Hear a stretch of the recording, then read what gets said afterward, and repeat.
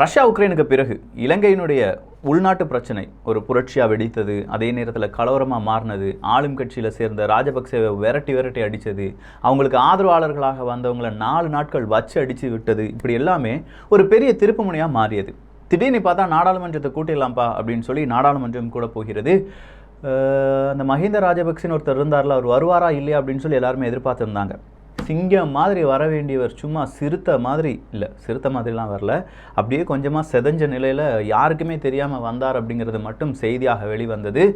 மே 18 முள்ளிவாய்க்கால். ஒரு மே 18 வந்தது போது இந்த உலகமே பல தலைவர்களை நினைவு கூர்ந்தது. ஒரே ஒருத்தனை மறுபடியும் அழிக்க வேண்டும் அப்படின்னு சொல்லி பலருடைய மனதில் ஒரு வெறி வந்தது. அது என்ன அப்படிங்கிறதெல்லாம் பார்த்துடலாம். அன்பு தமிழ் நெஞ்சங்களுக்கு தமிழ் பொக்கிஷத்தின் வணக்கங்கள்.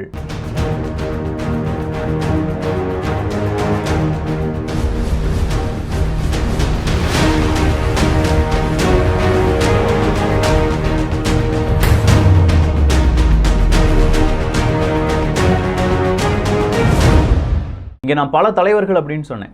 பிரபாகரன் அப்படிங்கிறவர் ஒரு தலைவர் கிடையாது. அவர் உருவாக்கிய பல நபர்கள் இருந்தாங்க, பல சேனைகள் இருந்தாங்க. அந்த தலைவருக்காக, தமிழீழ தலைவருக்காக உயிர் கொடுக்க பல வீரர்கள் இருந்தாங்க. அவங்க எல்லாருமே நம்மை பொறுத்த வரைக்கும் தலைவர்கள் தான். ஸோ அந்த வரிசையில் மே 18 முள்ளிவாய்க்கால் தினம் அப்படிங்கிறது தமிழர்களுடைய மனதில் நீங்காத வடுவாக என்றென்றும் இருந்து வருகிறது. கனடாவில் மே 18 அப்படிங்கிறத இன அழிப்பினுடைய நாளாக அங்கே கொண்டாடப்பட வேண்டும், அதை நினைவு கூற வேண்டும் அப்படின்னு சொல்லி அங்கே இருக்கக்கூடிய நாடாளுமன்றத்தில் புதுசாக ஒரு சட்டம் என்பது இயற்றப்பட்டிருக்கிறது. அதே நேரத்தில் பிரான்ஸில் மே 18 அதனுடைய சிறப்பு அந்த முகாமாக இருக்கட்டும், பேரணியாக இருக்கட்டும், ராஜபக்சேக்கு எதிரான குரலாக இருக்கட்டும், போர் குற்றத்தில் ஈடுபட்ட கயவர்களாக அவர்களுக்கு தண்டனை என்ன அப்படிங்கிறதாக இருக்கட்டும், எல்லாமே நடைபெற்றது அப்படிங்கிற அந்த செய்தி எல்லாமே வாசிக்கும்போது இருக்காங்கயா தமிழர்கள், தமிழுக்காக உழைக்கக்கூடிய நபர்கள் இருக்காங்கயா அப்படிங்கிறது ஆணித்தனமாக நம்முடைய மனதில் எப்போதுமே சொல்கிற அளவுக்கு பல விஷயங்கள் நடைபெற்றது அப்படிங்கிறதெல்லாம் மாற்றுக்கிறது கிடையாது. சரி, அங்கே இருக்கக்கூடிய நிலைமை என்ன விக்கி அப்படிங்கிறது தான் இங்கே பலருடைய கேள்வி. நிலைமை ரொம்ப மோசமாக தான் இருக்குது. ரணில் விக்ரமசிங்கே அவர்கள் சொல்கிறாங்க, எப்பா ஒருத்தர் கேட்குறாரு, மிக முக்கியமான ஒரு நாடாளுமன்ற உறுப்பினர் கேட்குறாரு, நம்ம இன்னும் 12 மாதத்தில் இல்லாட்டி ஒரு வருஷத்தில் 5 பில்லியன் அமெரிக்க டாலர் கொடுக்கணும், எப்படி கொடுக்க போகிறோம்? வரலாற்றில் முதல் முறையாக, இலங்கையினுடைய வரலாற்றில் முதல் முறையாக வாங்கிய கடனை திருப்பி கட்ட முடியவில்லை அப்படின்னு சொல்கிற முதல் நிலை இப்போது தான் வந்திருக்கு அப்படின்னு சொல்லும்போது ரணில் விக்ரமசிங்கே, அதாவது புதிய பிரதமராக பதவியேற்ற ரணில் விக்ரமசிங்கே அவர்கள் சொல்கிறாங்க, 5 பில்லியன் போய் 5 மில்லியன் கொடுக்கறது கூட நம்ம கஜானாவில் பைசா இல்லைப்பா, இதுதான் உண்மை அப்படின்னு சொல்கிறாங்க. இன்னும் ஒரே வாரத்தில் டீசல் பெட்ரோல் எதுவுமே இல்லாமல் நாடு ஸ்தம்பித்து விடும் அப்படிங்கிற ஒரு அறிவிப்பு வந்திருக்கிறது.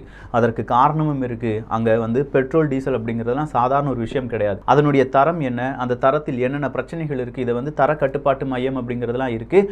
அவங்க அந்த தர கட்டுப்பாட்டை எல்லாமே உறுதி செய்யப்பட வேண்டும். ஆனால் இப்போ கிடைக்கிற பெட்ரோல் டீசல் அவ்வளோ தரமானது இல்லை அப்படின்னு பலராலும் சொல்லப்படுகிறது. ஸோ தரமில்லாத பெட்ரோல் டீசல் அதுவுமே இன்னும் ஒரு வாரத்துக்கு தான் கிடைக்கும் அப்படிங்கிற மாதிரியான செய்திகள் வெளிவருகின்றன. தயவு செஞ்சு பொதுமக்கள் பெட்ரோல் டீசலுக்காக கியூ நிற்காதீங்க அப்படிங்கிற வேறொரு அறிவிப்பு வந்திருக்கு. சீனா சொல்கிறாங்க, நான் வேணால் டீசலினுடைய ஒரு கப்பலை அனுப்பி வைக்கட்டுமா அப்படின்னு சொல்லி. ஆனால் இலங்கை அரசாங்கம் இன்றைக்கும் அதை ஒரு கொஸ்டின் மார்க்காக பார்க்குறாங்க. அந்த கப்பலில் இருக்கக்கூடிய டீசல் பெட்ரோலை நம்ம வாங்கணுமா வேண்டாமா, வாங்கினா அடுத்து தான் நமக்கு எவ்வளோ தலைவலிகள் இருக்குது, இல்லை அது எவ்வளோ கடன் ஏறும் அப்படிங்கிற மாதிரியான அவங்களுடைய சிந்தனை அப்படிங்கிறது வேறொரு பக்கமாக இருக்குது. 1 லிட்டர் பெட்ரோல் அப்படிங்கிறது இல்லாட்டி டீசல் அப்படிங்கிறதுலாம் 300 ரூபா, 320 ரூபா, 350 ரூபா அப்படின்னு சொல்லி பல விலைகளில் விற்று வருகிறார்கள் அப்படின்னு சொல்கிறாங்க. சரி, சாதாரண மக்கள் வாங்கக்கூடிய பெட்ரோலுக்கு இவ்வளோ விலை, அரசியல்வாதிகள் வாங்குகிற பெட்ரோலுக்கு 121 ரூபாய் அப்படின்னு சொல்கிறாங்க இலங்கையினுடைய பணத்தில். அது எப்படி விக்கி, அரசியல்வாதிகள்னால் தனியாக தெரியுமா அப்படின்னு கேட்டால் இல்லை. இவங்களாம் எங்கே தெரியுமா வாங்குறாங்க? காவல்துறை அதிகாரிகள் இருப்பாங்கள்ல, போலீஸார். ஸோ அவங்களுக்காக பெட்ரோல் டீசல் அப்படிங்கிறதுலாம் நிரப்பப்பட்டிருக்கும். அந்த இடத்துல இதே மாதிரி அரசியல்வாதிகள் அவங்களுடைய லக்ஸரி கார்னால் என்ன, விலை உயர்ந்த ஆடம்பர சொகுசு கார்கள் அப்படிங்கிறது அப்படியே வரியாக நிப்பாட்டின அந்த கார்களுக்கு அவங்க பெட்ரோல்லாம் போடுறாங்கன்னா, அப்படி போடுற அந்த பெட்ரோல் டீசலுக்கு 121 ரூபாய் அப்படின்னு சொல்லி அந்த கவர்மெண்ட் ஆஃபீஸஸ்க்கு கிடைக்கிறது, இந்த அரசியல்வாதிகளுக்கும் கிடைக்கிறது. அவங்களுடைய சொகுசு கார்களுக்கு இந்த மாதிரி பெட்ரோல் டீசல்லாம் ஃபில் பண்ணாங்க அப்படிங்கிற ஒரு செய்தியும், அந்த செய்தியினுடைய ஒரு வீடியோ காணொலியும் எங்கே வெளியாகி இருக்கிறது? இலங்கையினுடைய சாதாரண ஒரு டெலிவிஷனில், அதாவது பெரிய அளவு அங்கே லோக்கல் மீடியா, லோக்கல் கேபிள் அப்படின்னு சொல்லும் பார்த்தீங்களா, அந்த இடத்துல வெளியாகி பெரிய பரபரப்பை ஏற்படுத்தியது அப்படின்னு சொல்றாங்க. இந்த அளவு சீர்கட்டு நிற்கிறது இலங்கையினுடைய அரசாங்கம், அதனுடைய நிர்வாகம் அப்படின்னு சொன்னா அதுல மாற்று கருத்தே கிடையாதுப்பா.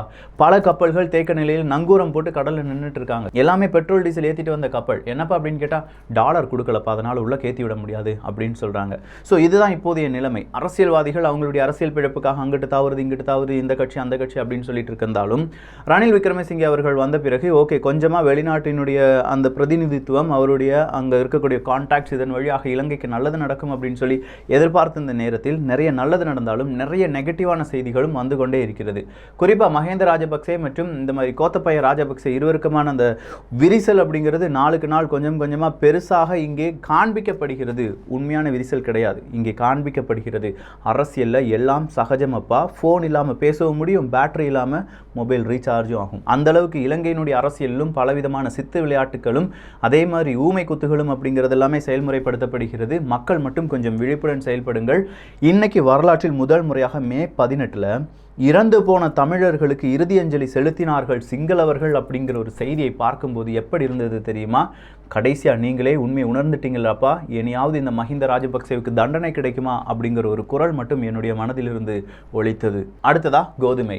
இந்த மாவு அப்படிலாம் சொல்கிறோம் பார்த்தீங்களா, இதுக்கெல்லாம் 1 கிலோவுக்கு மறுபடியும் 40 ரூபாய் இன்க்ரீஸ் ஆகிருக்கு அப்படின்னு சொல்கிறாங்க. ஸோ டோட்டலாக இலங்கையில் இருக்கக்கூடிய இன்ஃப்ளேஷன் எவ்வளவு, பணவீக்கம் எவ்வளவு அப்படிங்கிற ஒரு கேள்வி நமக்குள்ளே வரலாம். பிரிட்டன் எடுத்துக்கிட்டிங்கன்னா கடந்த 40 வருடங்கள் இல்லாத பணவீக்கம் அப்படிங்கிறது இப்போது பிரிட்டனில் வந்திருக்குப்பா அப்படின்னு சொல்கிறாங்க. ஸோ பிரிட்டன்லேயே அவ்வளோ பெரிய பணவீக்கம்னா இங்கே இருக்கக்கூடிய இலங்கையில் எவ்வளோ பெரிய பணவீக்கமாக இருந்திருக்கும் அப்படின்னு சொல்லி கொஞ்சம் யோசிச்சு பாருங்க. இலங்கை அரசாங்கத்தினுடைய கணக்குப்படி 21.5% இருக்கிறது அவங்களுடைய பணவீக்கம்.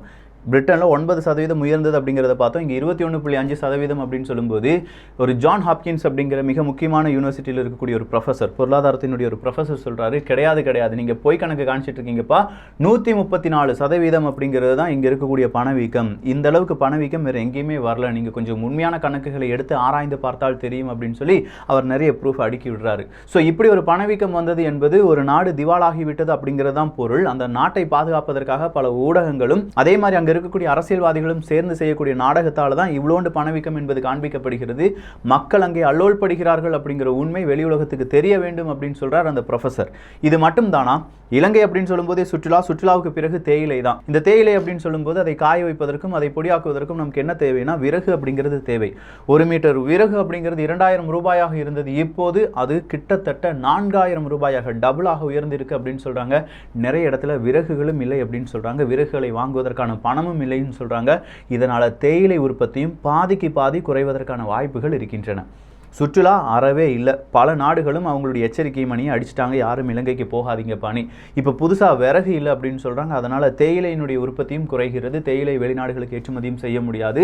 இது அடுத்த ஒரு பிரச்சனையாக பார்க்கப்படுகிறது. ஸோ இதுவரையிலும் இலங்கையில் பெரிய வன்முறை வந்துருச்சுப்பா, எங்களுக்கு ராஜபக்சே வேண்டாம், ராஜபக்சேனுடைய குடும்பம் வேண்டாம், அந்த குடும்பத்தில் இருக்கிற ஒருத்தனும் வேண்டாம் அப்படின்னு சொல்லி கோகோத்தா ஹோம் அப்படிங்கிற அந்த பெரிய ஒரு போராட்டம் என்பது நீண்டு கொண்டே இருக்கிறது. அந்த போராட்டத்துக்கு மத்தியில் நிறைய பேர் அங்கே அந்த கலவரத்தில் ஈடுபட்டார்கள் அப்படின்னு சொல்லி இதுவரையிலும் 800க்கும் அதிகமான நபர்கள் கைது செய்யப்பட்டிருக்கிறார்கள். இந்த 800க்கும் அதிகமான நபர்கள் அப்படிங்கிறவங்களை கைது பண்ண காவல்துறை அதிகாரிகள் அவங்க உண்மையிலேயே போராட்டத்துக்கு ஈடுபட்டார்களா, இல்லை அந்த போராட்டத்தில் இவங்க பாதிப்படைந்தார்களா அப்படிங்கிற விசாரணை எல்லாமே செய்யப்படாமல் இவங்க போராட்டத்துக்கு காரணம் அப்படின்னு சொல்லி கைது செய்திருப்பதாகவும் பல அப்பாவிகளும் இதில் கைது செய்யப்பட்டிருக்கிறார்கள் அப்படிங்கிற தகவலும் வெளியாகின்றன. சரி, இப்போ நம்மகிட்ட இருக்கிற கேள்வி, அவங்க கோகோத்தா ஹோம் அப்படின்னு சொல்கிற ஒரு போராட்டத்தை நடத்திட்டு இருந்தாங்க. அலரி மாளிகைக்கு ராஜபக்சே அவருடைய ஆதரவாளர்கள் கூட நிறைய பேர் ஒரு 40-50 பேருந்தில் வந்து இறங்கி அந்த இருக்க காளிமுகத்திடல போராடிட்டு இருந்த மக்களை பார்த்து ஏவி விட்டு அங்கே இருக்கக்கூடிய குண்டர்களும் சிறை கைதிகளும் சேர்ந்து அந்த மக்களை அடிக்கிறாங்க. அப்படி அடித்த போது மக்கள் என்ன செய்கிறாங்க, இவ்வளோ நாள் நாங்கள் அடி வாங்கிட்டு வந்தோம்டா ராசாக்களா, இனி நாங்கள் திருப்பி அடிப்போம் அப்படின்னு சொல்லி மஹிந்த ராஜபக்சேக்கு ஆதரவாளர்களாக இருக்கக்கூடிய நபர்களை தேடி தேடி தேடி அடிக்கிறாங்க. அவங்களுடைய உள்ளாடைகள் வரை அங்கே பறிக்கப்பட்டது அப்படிங்கிறது தான் வேறொரு விஷயம். நிறைய பேரை தண்ணியில் தள்ளி விட்டாங்க. ஏன்னா இனப்படுகொலை என்பது நடைபெறுகிறது. அந்த இனப்படுகொலையின் போது நிறைய பேரை கொன்று குவித்து ஆற்றில் தள்ளினார்களாம். இப்போ இவங்களை கொன்று குவிக்கவில்லை, அதற்கு பதில் ஆற்றில் மட்டும் தள்ளினார்கள் அப்படிங்கிற மாதிரியான செய்திகள் வெளிவரும்போது இந்த மஹிந்த ராஜபக்சேக்கு ஆதரவாக இருந்த நிறைய அரசியல்வாதிகளும் இந்த மக்களுக்கு எதிராக காளிமுகத்திடலில் போராடிட்டு இருந்த மக்களுக்கு எதிராக வந்து நிற்கும்போது அவங்களை அடிச்சு 4 தினங்கள் அவங்க வெளியிலேயே வர முடியாத அளவுக்கு கொழும்புல எங்கேயோ பதுங்கி இருந்திருக்காங்க. அப்படி பதுங்கி இருந்த நபர்கள் என்ன செஞ்சுருக்காங்க, வேறு வழியே இல்லைப்பா அப்படின்னு சொல்லி சவப்பட்டி இருக்குது பார்த்தீங்களா, இந்த சவப்பட்டி சவ ஊர்திலாம் சொல்லுவோம்ல, அந்த வண்டியில் ஏறி அவங்க வீட்டுக்கு போயிருக்காங்க அப்படிங்கிற இன்ஃபர்மேஷன் இன்றைக்கி வெளியாகி இருக்கிறது. ஸோ மஹிந்த ராஜபக்சேவை நம்பினார்கள் என்றால் அவர்கள் சவப்பட்டியிலும் குப்பை வண்டியிலும் மட்டுமே ஏற்றப்படுவார்கள் அப்படிங்கிற மாதிரியான செய்திகள் இன்றைக்கி மீம்ஸ் வடிவில் ட்விட்டர் பக்கத்தில் நான் பார்க்குறேன். வேணா நீங்களும் பார்த்துக்கோங்கப்பா. இது இல்லாமல் நானாக சொல்கிற செய்திகள் எதுவும் கிடையாது. ஸோ ஓவராலாக இப்போ மஹிந்த ராஜபக்சே அவருடைய அந்த பெயர் அப்படிங்கிறது அங்கே டோட்டல் டோட்டல் டேமேஜ். இதில் இனிமேல் இன்னும் கொஞ்சம் அரசியலை நீர்த்து போகாமல் செய்வதற்காக நமல் ராஜபக்சே இல்லாட்டி கோத்தபய ராஜபக்சே எல்லாருமே என்ன செய்வாங்க, ஏய் மஹிந்த ராஜபக்சேவை நான் முழுவதுமாக வெறுத்துட்டேன்பா அப்படிலாம் சொல்லுவாங்க. ஆனால் இது எல்லாமே ஒரு கண்கட்டி வித்தை தான். கொஞ்சம் நாட்களுக்கு அவரை பற்றி பேசாமல் இருந்து அடுத்ததாக அவர் ஏதாவது நல்லது செஞ்சுட்டாருப்பா அப்படின்னு சொல்கிற ஒரு செய்தியை மறுபடியும் டெலிகாஸ்ட் பண்ணுவாங்க. ஒரு பெரிய ட்ராமா அரசியலே நடக்கும். அதுக்கு உதாரணம் இந்தியா, தமிழ்நாடு எல்லாத்துலேயுமே ஒரு ட்ராமா அரசியல் அப்படிங்கிறது இருக்கும். உதாரணத்துக்கு சொல்கிறேன்னு ஒரு ட்ராமா அரசியலை திடீர்னு பார்த்தா ஒரு பிற்படுத்தப்பட்டோர் அப்படிங்கிறவங்களுடைய ஒரு படம் வரும். அந்த படம் வந்தவங்க, அதாவது இங்கே பிற்படுத்தப்பட்டோர், அங்கே வந்து இலங்கையில் சிங்களவர்களை ஏதோ ஒரு விதத்தில் ஒரு படம் வரும்.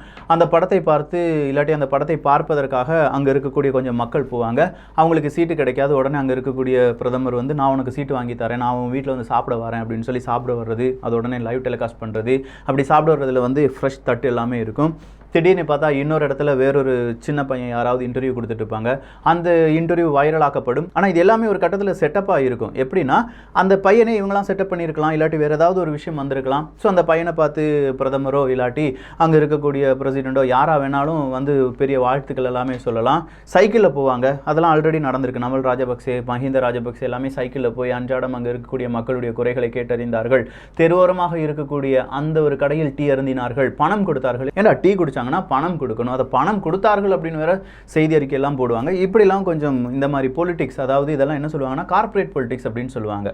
இந்த கார்ப்பரேட் பொலிட்டிக்ஸ் தான் மயிலுக்கு அங்கே சாப்பாடு போடுறதுலேருந்து இங்கே வந்து பெரிய அளவில் சைக்கிள் ஓட்டுறதை வர கார்ப்பரேட் பொலிட்டிக்ஸ் அப்படின்னு சொல்லலாம். இதுக்கு பின்னாடி பிகே ஓகே அப்படின்னு சொல்லி நிறைய பேர் இருக்காங்க. அவங்கெல்லாம் கோடிக்கணக்கில் சம்பளம் வாங்கி இந்த கார்ப்பரேட் அரசியலுக்கு தேவையான ட்ராமா, அதுக்கான ஸ்கிரிப்ட், அதுக்கான மியூசிக், அதுக்கான லொக்கேஷன் இதெல்லாம் சூஸ் பண்ணி கொடுக்குறாங்க. இதே மாதிரி இலங்கையிலும் அந்த மஹிந்த ராஜபக்சேக்கான ஒரு அரசியல் வருவதற்கான வாய்ப்புகள் இருக்குது. அரசியலில் வீழ்ந்து விடாதீர்கள். இவ்வளோ செக்மெண்ட்டை மட்டும் எடுத்து நீங்கள் சிங்களத்தில் மொழிபெயர்த்து போடலாம். ஏன்னா வருங்காலத்தில் நடக்க போகிறத நான் ஒரு நாஸ்ட்ரடமஸ் தாயா அப்படின்னு சொல்லிக்கலாம். இதெல்லாம் நடக்கும். இது ட்ராமா பொலிட்டிக்ஸ். இன்னும் பல விதங்களும் நடந்து கொண்டே இருக்கும். சொல்லப்போனால் திடீர்னு பார்த்தா தமிழகத்துக்காக மறுபடியும் நிறைய பேர் கோரிக்கை வைக்கிறாங்கப்பா, அவங்களை அழிப்பதற்கு நான் மட்டும்தான் அவங்களை காப்பாற்ற முடியும் அப்படின்னு கூட யார் சொல்லலாம்? இந்த மஹிந்த ராஜபக்சே சொல்லலாம். அந்த நேரத்தில் சொல்லுங்க, நீ வந்து ஆட்சி செய்தால் இது சுடுகாடாக மாறும், தமிழீழம் மலர்ந்தால் இது சொர்க்க பூமியாக மாறும் அப்படிங்கிற ஒரு வார்த்தையை மட்டும் சொல்லி முடிச்சிருங்கப்பா. தயவு செஞ்சு சிங்கள அந்த நண்பர்களுக்கும் இது ஒரு கோரிக்கையாக வைக்கப்படுகிறது. உங்களுக்கு உறுதுணையாக உற்ற தோழனாக நிற்கும் மனிதர்களை நம்புங்கள். உங்களை பிரித்தாளும் சூழ்ச்சியில் இல்லாட்டி அதை வைத்து அரசியல் பிழப்புகளை நடத்தக்கூடிய அரசியல் வியாதிகளை நம்பாதீர்கள். டோட்டலாக பார்க்க போனால் இன்னும் இலங்கைக்கு தேவையான கடன் உதவிகள் அப்படிங்கிறது கிடைக்கவில்லை. கிடைக்கும் அப்படின்னு சொல்லி நம்பப்படுகிறது. ஜப்பான்லேருந்து இந்தியா வர உதவிகள் செய்கிறதுக்கு தயாராகி கொண்டிருக்கிறார்கள். அடுத்ததாக அங்கே இருக்கக்கூடிய பெட்ரோல் டீசல் அப்படிங்கிறதுக்கான அந்த ஒரு வாரம் இல்லாட்டி 2 வாரத்துக்குள்ள பெரிய அளவில் அங்கே பிரச்சனைகள் வருவதற்கான வாய்ப்புகள் இருக்குது. ரணில் விக்ரமசிங்கே அவர்கள் என்ன சொல்லியிருக்காங்கன்னா, 2 வாரங்கள் தாருங்கள், எங்களுடைய எதிர்க்கட்சி தலைவர்கள், ஆளுங்கட்சி தலைவர்கள் இவங்களை நான் பேச வச்சிடுறேன்ப்பா அப்படின்னு சொல்லியிருக்காரு. ஸோ அரசியல்வாதிகளுடைய பிரச்சனைகள் 2 வாரத்தில் சரி செய்யப்படும். அதன் பிறகு மக்களுடைய பிரச்சனைகள் அப்படிங்கிறது எடுத்துரைக்கப்படும் அப்படின்னும், அதே நேரத்தில் இந்த இலங்கைக்கு உதவுவதற்காக பல நாட்டு தலைவர்களும் முன்வர வேண்டும். அங்கே இருக்கக்கூடிய வெளிநாட்டு பிரஜைகளும் அவங்க தேவையான உதவிகளை செய்ய வேண்டும் அப்படிங்கிற ஒரு கோரிக்கை யார் வைப்பார்கள்? ரணில் விக்ரமசிங்கே வைப்பார்கள். இது எல்லாம் நடைபெறுவதற்கான வாய்ப்புகள் இருக்கு. மஹிந்த ராஜபக்சே பற்றி பேச்சுக்கள் அதிகமாக இனி தென்படாது. அதே நேரத்தில் அவர் நல்லது செஞ்சிட்டார் அப்படிங்கிற ஒரு செய்தி பரவலாக பல ஊடகத்தாலும் பேசப்படும். அன்றைய தினம் இந்த காணொலியை மறுபடியும் போட்டு பாருங்க. விக்கி அன்றைய கணித்தார் அப்படிங்கிறது ட்விட்டரில் ட்ரெண்ட் அடித்தாலும் அடிக்கலாம். ஸோ ஓவராலாக இதுதான் இப்போதைக்கு இலங்கையை பற்றியான அப்டேட். இன்னும் மோசமாக தான் நிலைமை போயிட்டு இருக்கு. ஏதாவது நல்ல ஒரு அப்டேட் வரும்போது இலங்கையை பற்றி பார்க்கலாம். இன்னும் பல அப்டேட்ஸுக்கு நீங்கள் செய்ய வேண்டியது என்ன அப்படின்னு கேட்டிங்கன்னா, தமிழ் பொக்ஷம் சேனலை சப்ஸ்கிரைப் பண்ணிக்கோங்க, நண்பர்களுக்கும் பகிருங்கள். இந்த ஒரு காணொலி பற்றி உங்களுடைய கருத்துக்கள் இங்கே வரவேற்கப்படுகின்றன. எல்லோரும் தமிழ் பொக்ஷத்தில் இணைந்திருங்கள். நல்லதை பகிர்ந்து நல்ல சமுதாயத்தை உருவாக்குவோம். நன்றி, வணக்கம்.